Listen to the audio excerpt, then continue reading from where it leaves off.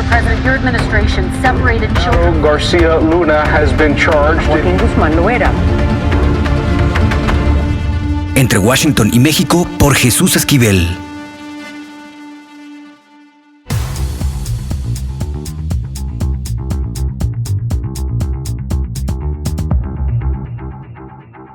¿Qué óboles?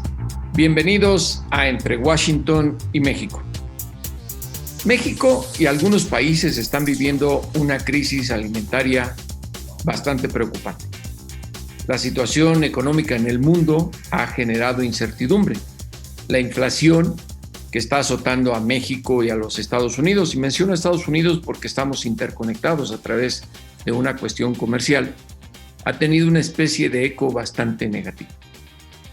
Para hablar de esta situación, contamos con Mario Campa, que él es economista y politólogo, pero además es especialista en justicia social, fiscal y ambiental. Mario, muchas gracias por aceptar esta invitación para platicar de esta problemática en Entre Washington y México. Hola Jesús, un gusto estar con ustedes. ¿Cuál es la realidad que tenemos en nuestro país frente a esta situación que ya mencionamos en la introducción y sobre todo porque la gente se queja de la carestía, del precio de los productos de la canasta básica? Bueno, la realidad de nuestro país es que somos una economía abierta, interconectada y no somos ajenos a la ola inflacionaria que recorre el mundo. Sabemos que ya de por sí teníamos una situación complicada por la pandemia que interrumpió las cadenas de suministro mundial. Tenemos, por ejemplo, puertos saturados y eso se debe a que hay faltantes de estibadores, de mano de obra. Por supuesto que hay algunos, por ejemplo, puertos en China que han tenido que cerrar recientemente por cuarentenas. Y encima de todo ello, pues ahora tenemos un conflicto geopolítico bélico entre Rusia y Ucrania, dos de los graneros del mundo, lo cual está impactando directamente en los precios de los alimentos, particularmente granos como el maíz y como también el trigo. Y por otro lado, Rusia siendo un exportador nato de minerales, de metales, de petróleo, de gas natural también, pues ello ha impactado a las materias primas en general, a sabiendas de que este tipo de insumos esenciales también, por ejemplo, para la industria, cotizan con precios internacionales, los cuales, por ejemplo, pues México tiene que importar, ¿no? En el caso particular de México, pues los fertilizantes han aumentado muchísimo de precio en los últimos meses.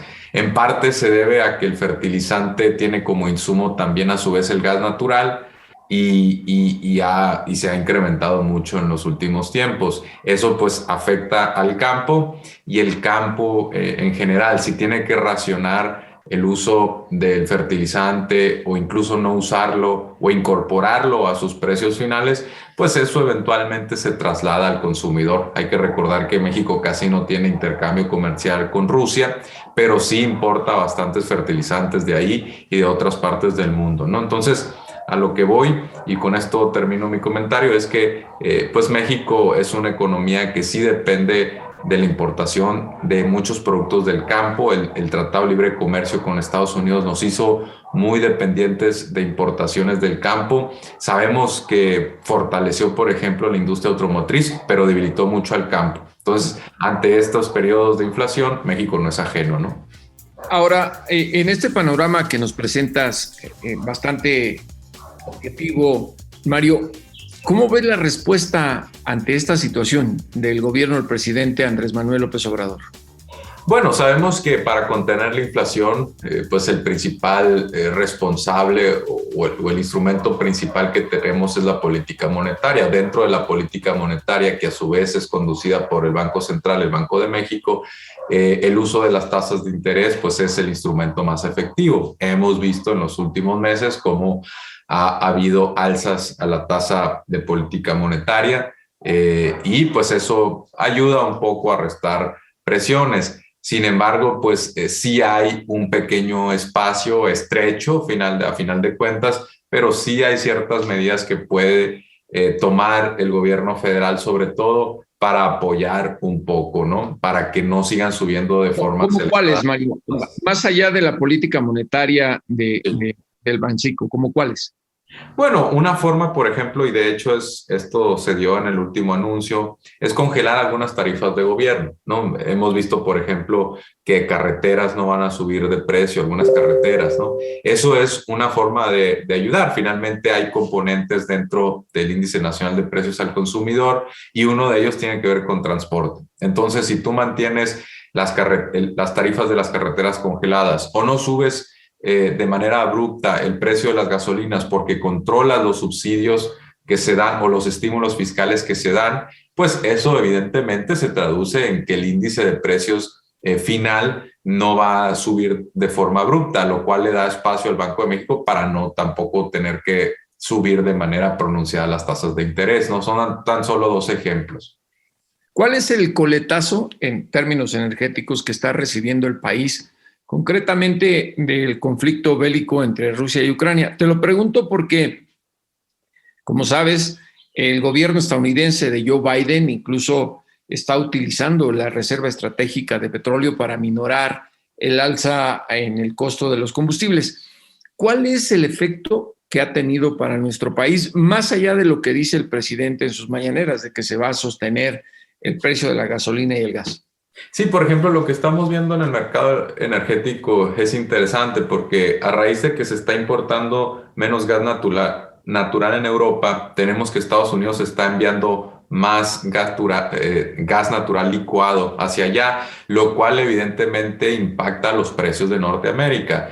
En un primer momento, quizá en este año incluso, los incrementos en el precio del gas no van a ser tan visibles porque muchas veces se pactan con anticipación, ¿no? Por ejemplo, en el caso de la distribución a CFE para la producción de electricidad, pues hay contratos multianuales o contratos de largo plazo, pero evidentemente en algún momento se tienen que renegociar los nuevos precios del gas y eso nos va a impactar. CFE sabemos que ayuda mucho a contener los incrementos en el precio de la electricidad. Hemos visto en otros países del mundo donde ya hay incrementos pues, por encima del 20-30% y no lo hemos visto en México. Y en el caso de las gasolinas, pues el hecho de que sí se estén restaurando algunas de ellas, que se está incrementando la capacidad en algunas de las refinerías, pues puede ayudar finalmente a que no estemos importando demasiada gasolina de Estados Unidos, donde hay que insistir en que incluso, además de que eso implica pues pagar en sí la refinación a otro país, a productores privados, pues evidentemente hay riesgo cambiario, ¿no? Si se depreciara el peso, cosa que no ha ocurrido, pero si se depreciara demasiado, pues simplemente estaríamos importando esa depreciación y no necesariamente el incremento de costos en los combustibles, ¿no? Son algunas dinámicas que estamos viendo en este momento. Ahora, también debemos ver que para el ciudadano de a pie mexicano, la carestía le está pegando en el bolsillo. Yo he escuchado a gente que se queja de que el precio de algunos alimentos se ha disparado exponencialmente en las últimas semanas. El presidente dice otra cosa, pero la realidad en las calles, en los mercados, es contrastante un poco con el mensaje presidencial. ¿Es esto una realidad o la gente en realidad no se da cuenta de lo que está ocurriendo y algunos comerciantes se aprovechan de la inflación para subir los precios de los productos que le ofrecen al público?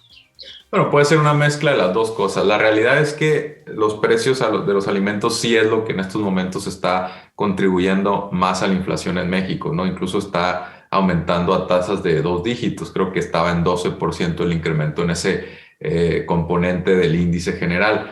Dentro pues de los alimentos una de las dinámicas que estamos viendo es precisamente los combustibles se han encarecido, el diésel por ejemplo también les ha aumentado y eso pues evidentemente en el campo afecta, los fertilizantes han aumentado de precio.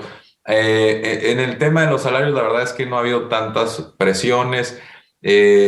Hay escasez de agua que pues aunque quizá no se traduzca en un incremento inmediato de precios, pues también puede ocasionar ciertas cosechas más reducidas y ante una demanda que no recula, pues tenemos una oferta disminuida y eso contribuye a que se incrementen los precios. Ahora, también, por supuesto, a sabiendas los productores de que pueden estarse dando estas dinámicas, en algunas zonas del país, pues sí puede ser que haya un acopio excesivo de ciertos productos, restringiendo su venta, y eso no es otra cosa que especulación, puede hacer que a su vez los precios suban más. Mencionabas o preguntabas qué medidas está implementando el gobierno federal para atender esta situación. Bueno, la reducción de aranceles sí puede ayudar, ¿no? Sobre todo para la importación de algunos productos del campo de Centroamérica, incluso de otros países donde no necesariamente hay un tratado de libre comercio o un arreglo bilateral, pues ahí sí podemos tener cierta llegada de productos que aligeren un poco el incremento en alimentos, ¿no? Sería buscar mercado para importar productos, un mercado más barato que el de Estados Unidos, por ejemplo. La opción Centroamérica, mencionas una región. Sí, Centroamérica, por ponerle un nombre, ¿no? También podrían llegar productos de otras zonas, pero pues ahí hay que considerar que tenemos en estos momentos dos efectos que no permiten importar de países lejanos. Uno es la saturación de puertos, que en México no es tan grave o incluso no tenemos tanto problema, pero otro es que se ha incrementado el flete marítimo en 2 o 3 veces lo que estaba antes de la pandemia. Entonces, por supuesto que eso también a su vez impacta la inflación y no le permite también a los productores pues con facilidad importar, ya sea insumos para la producción o incluso para la venta final, ¿no? Mario, no puedo no preguntarte algo que se viene y estoy seguro que tú lo sabes. Las disputas en el acuerdo comercial con Estados Unidos y Canadá en materia energética. Aun cuando el presidente diga que no, en Estados Unidos ya están preparando algunas empresas este tipo de argumentos ante los tribunales adecuados para esta situación. ¿Qué tanto afectará? Porque una vez que empiece una demanda o un litigio, la especulación en los mercados, y tú lo sabes muy bien, y sobre todo en el estadounidense, pues incrementa de alguna manera la volatilidad y en parte hasta la inflación. ¿Qué puede hacer México y qué consideras que cuál debe ser la estrategia gubernamental ante esta realidad que no nos la quieren pintar todavía en un lienzo, pero que se debe venir? Bueno, lo que puede hacer el gobierno mexicano es atender por partes el problema, ¿no? Pues quizá haya algunas afectaciones. Ahora no se pasó la reforma, entonces eso también disminuye las presiones internacionales, pero al menos la reforma constitucional, pero tras algunas resoluciones, la de la Corte que valida otras medidas, pues yo creo que podría segmentar, ¿no? No es lo mismo autoabasto que otro tipo de contratos que se establecieron. En algunos casos se ha incluso llegado a acuerdos con algunas empresas de manera, pues, digamos, de mutuo acuerdo. Eso también se puede explorar. Hay algunas incluso plantas en estos momentos que entiendo que podrían estar paradas. Pues el gobierno federal podría incluso adquirirlas a través de, por ejemplo, la Comisión Federal de Electricidad. Algunos productores que pues consideren que quizá las condiciones no son las óptimas, pues CFE también podría comprar algunas de esas plantas a mercado, incluso por debajo, si es que los productores buscan una salida mediada, pactada. Entonces yo creo que se ha también un poco sobredimensionado este tema. A ver, sabemos que el lawfare a nivel internacional pues sí está afectando a todas las democracias, ¿no? El exceso del derecho intrometiéndose con la voluntad general no es un tema único de México, pero pues dentro de ciertos márgenes sí tendríamos que buscar pues mitigar ese riesgo y lograr acuerdos con las partes involucradas, ¿no? ¿Qué es lo que ha permitido que el peso en el mercado de cotización no haya perdido tanto valor ante monedas como el dólar? ¿Qué es lo que está haciendo bien el gobierno? La prudencia. Es la prudencia tanto monetaria, el incremento, por ejemplo, en las tasas de interés. Ahí hay que reconocerle al gobierno federal que no se ha intrometido para nada con esa parte. Y también la prudencia fiscal. Se habla mucho de austeridad, del término austeridad.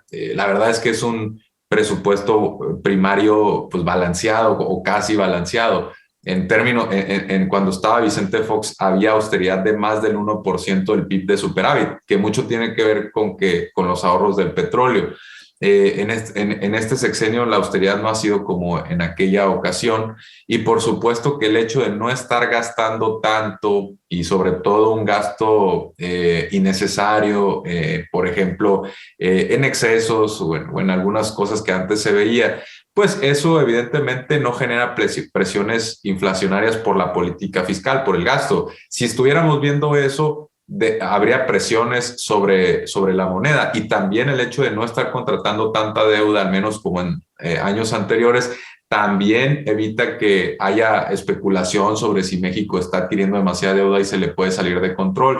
Eso fortalece al peso. Que ya no esté Donald Trump en el gobierno de Estados Unidos y esté continuamente amagando a México, y que dígase lo que se diga, México tiene una relación de cordialidad con el gobierno de Joe Biden, también mantiene anclado al peso. Entonces son varios factores, ¿no?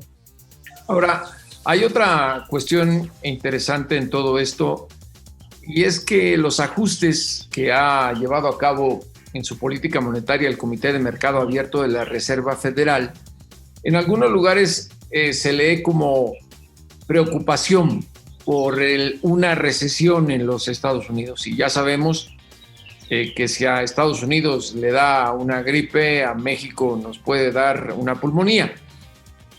Pero ¿qué tan viable ves tú que la Reserva Federal, el Comité de Mercado Abierto, con el alza a las tasas de interés, aunque mínima, pueda evitar que Estados Unidos vuelva a caer en una crisis económica?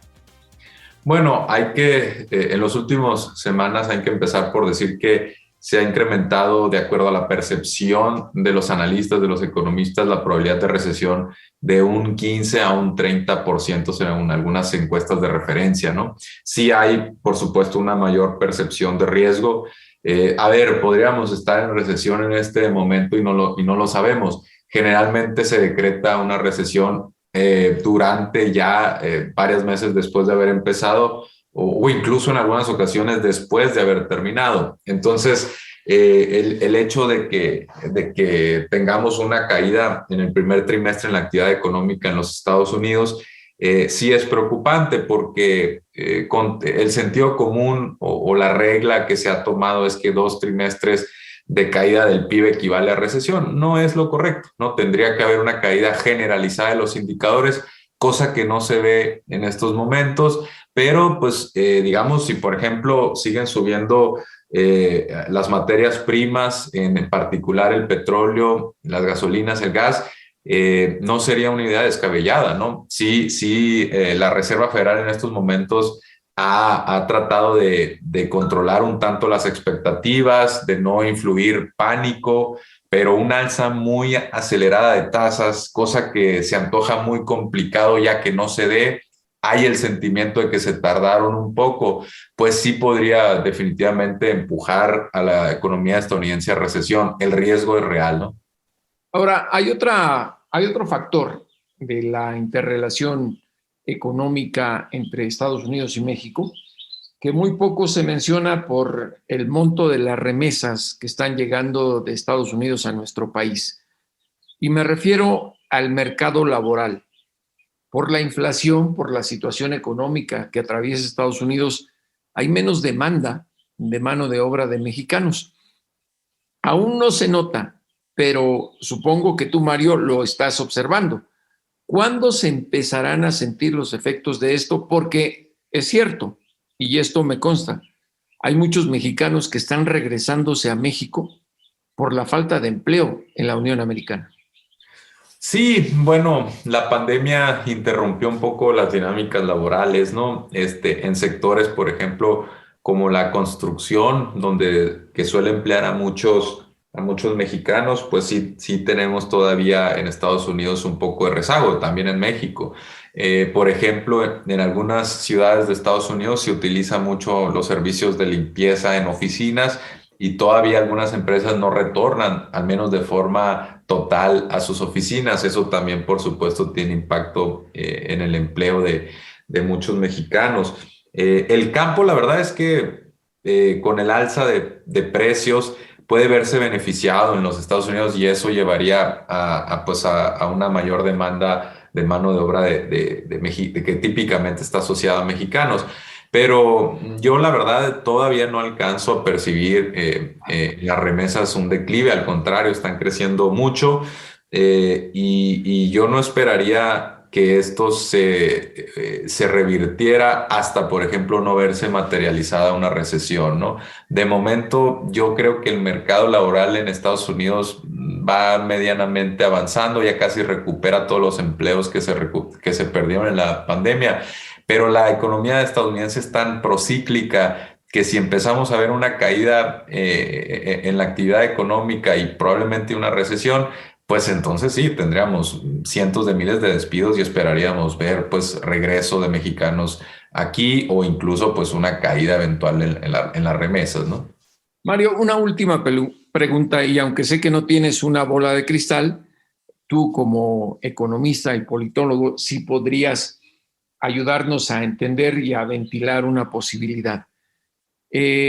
Con toda esta realidad que hemos discutido en esta conversación, ¿cuándo sería posible que un país como México recupere la soberanía alimentaria? Pues mira, yo creo que difícilmente va a ser en este sexenio, y no es que sea una crítica a las políticas que está implementando el gobierno federal, incluso algunas van en la dirección correcta, pero es tanto el rezago y es tan complicado el escenario que se heredó. Por ejemplo, insisto, casi por diseño o construcción, el Tratado de Libre Comercio sesga en contra del campo mexicano, digamos el entramado, porque Estados Unidos tiene subsidios con los que no puede competir México, y además México tiene una geografía muy accidentada, difícilmente vamos a llegar a niveles de productividad elevados.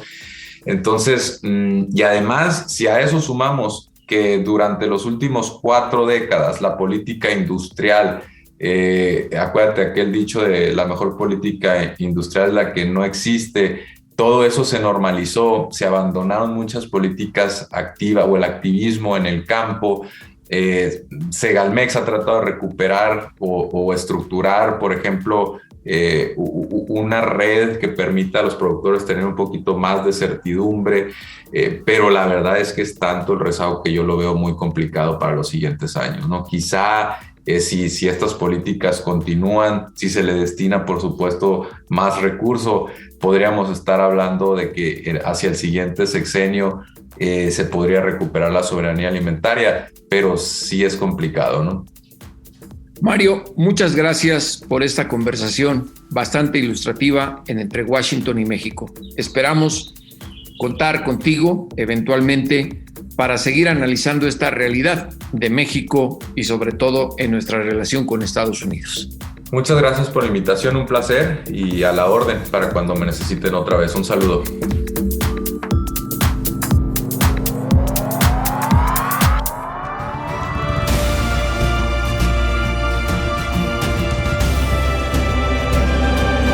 Entre Washington y México.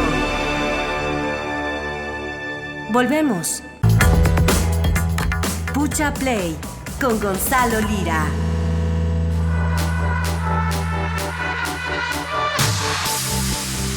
Y es momento de Pucha Play en Entre Washington y México con Gonzalo Lira Galván. Gonzalo, gracias por estar nuevamente aquí. Hombre, gracias a ti por seguirme llamando. Yo cada semana digo, a ver si Jesús no ya se arrepintió. A ver, me da el síndrome del charlatán.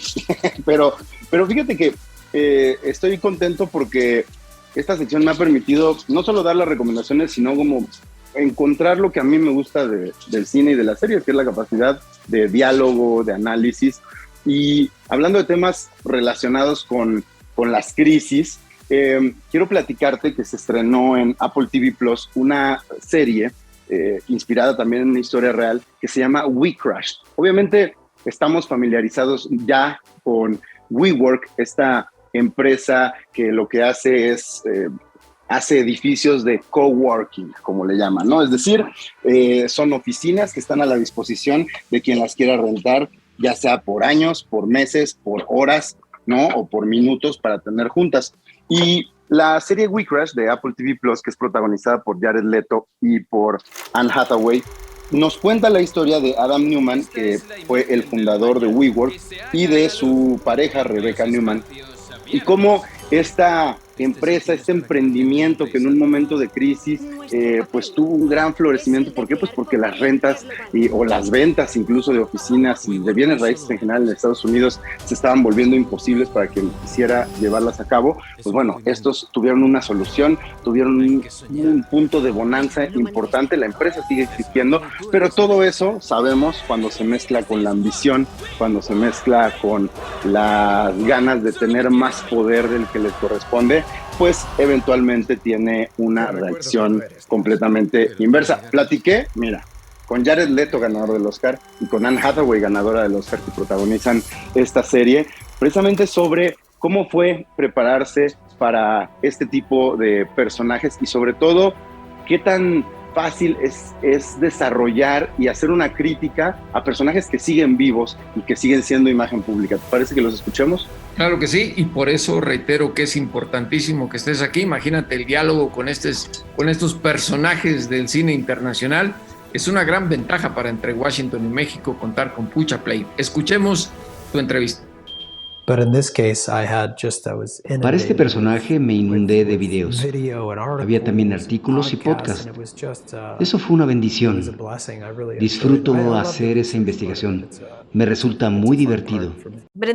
En este caso, debo confesar que sentí una gran necesidad de ser justa, porque siempre es tentador juzgar a las personas, es tentador hacer conclusiones duras, juzgar sus conductas y sus acciones, sobre todo cuando sabes cómo termina la historia. Pues ahí está Jared Leto, Anne Hathaway, que además Jared Leto, Jesús, tiene esta fama de que se sumerge por completo, es este actor de método Stanislavski. Entonces, durante varios meses estuvo interpretando, porque ya lo dijeron ahí, no es una imitación, es una interpretación, interpretando a este magnate ególatra, medio hippie, experto en tecnología, y pues si de por sí era un personaje controversial y Jared Leto por su parte es igual de controversial, estar cerca de él no haber sido nada agradable.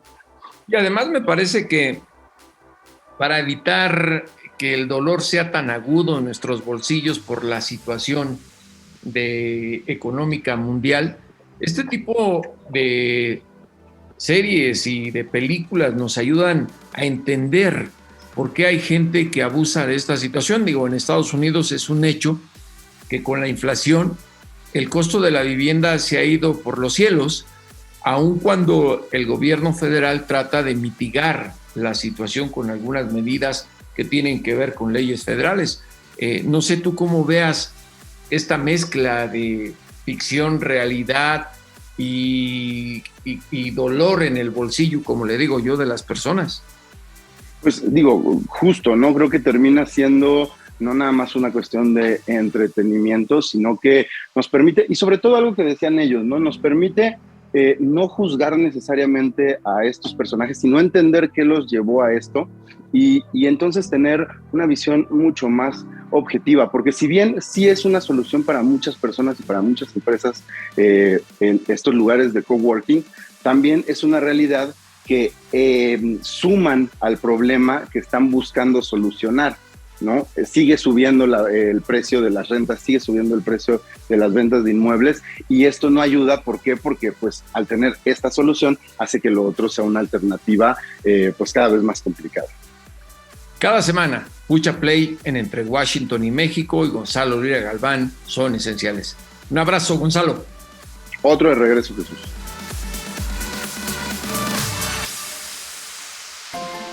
Lo importante es leer. Con Fernanda Álvarez.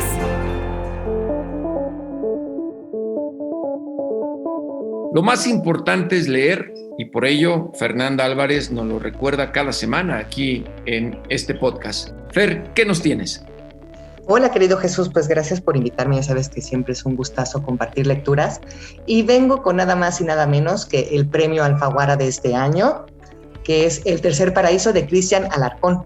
Él es, como saben, periodista chileno, pero también ya lleva muchos años viviendo en Buenos Aires y tenemos la gran alegría de tener esta preciosa novela, porque es una novela muy bonita de Cristian, que se titula El Tercer Paraíso y está dividido cada tomo, digamos, en estos 3 paraísos que él va a contarnos. Todo inicia cuando este personaje está pues encerrado en su casa porque empieza la pandemia y lo que encuentra como espacio para poder distraerse y salvarse, encontrar su propio paraíso, es justo sembrar plantas, flores, la relación con la naturaleza.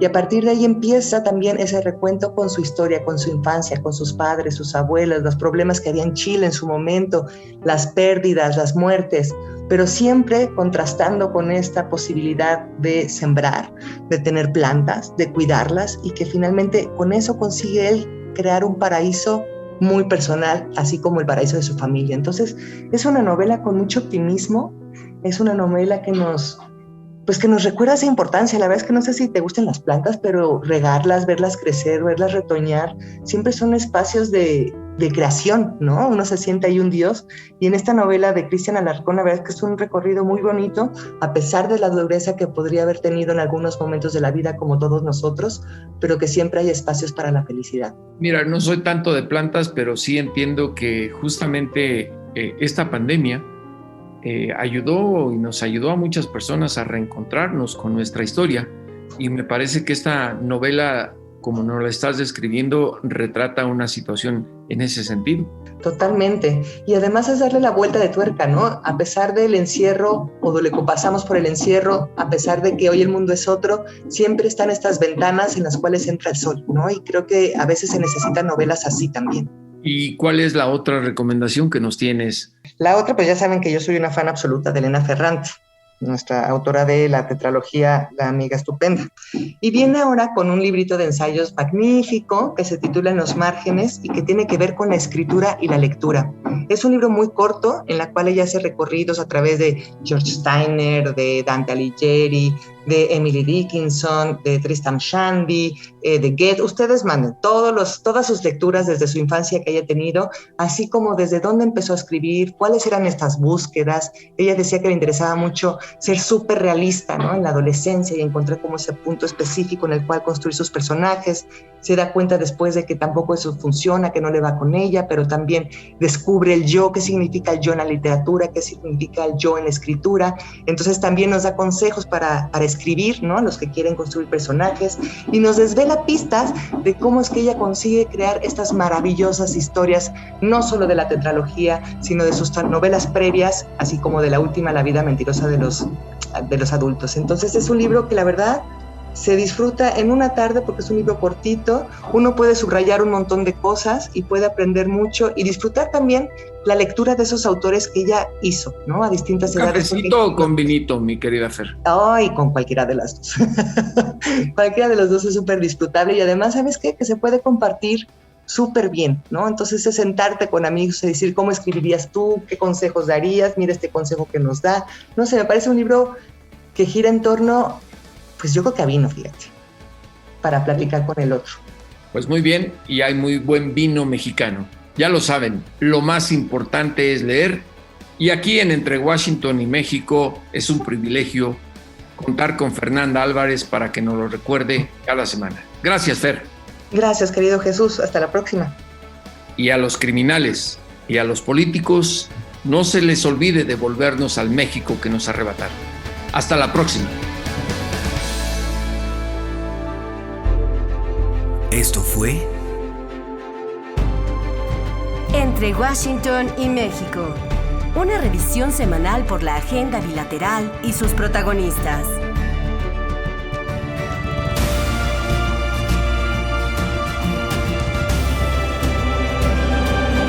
Entre Washington y México. Esta es una producción de Fluxus Comunicaciones.